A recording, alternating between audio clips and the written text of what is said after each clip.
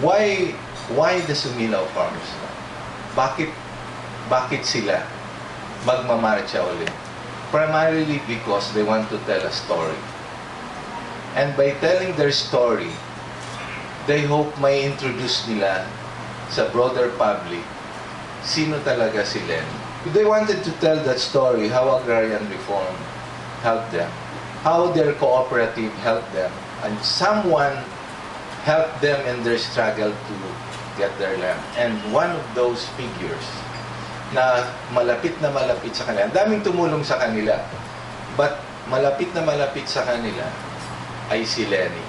This is the 38th day of their march. Kaya kapag binabalikan ng mga Sumilaw farmers yung karanasan nila, itong karanasan sa Naga ang umiiyak sila dito. Because when they were received like this, they felt affirmed that they're correct. Ito yung struggle, and they have the Filipino people.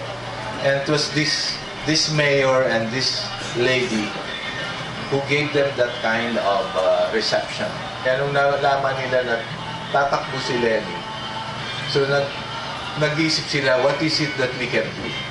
Kasi sinasabi nga po namin mga magsasaka, iba yung nakikita kaysa nadarama. Maraming vice-presidenteng lumalaban. 6 sila. Pero yung 5 naniniwala ako hindi nila nadama ang kahirapan. Hindi nila nakita at nasaksihan ng ganun kalalim. Sa ngayon, ang gagawin po namin ay magkakaraba naman, gaya na sinabi ni Sok, upang ipamarali, ipamandila. Ano bang ginawa ni Leni? Ano ang konkreto?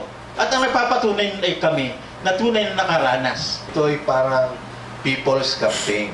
Sino ang mga kakampi niya? Ang mga kakampi niya, mga ordinaryong tao. No? Hindi lang, of course, sina Pinoy na nag-endorse sa kanila o Liberal Party.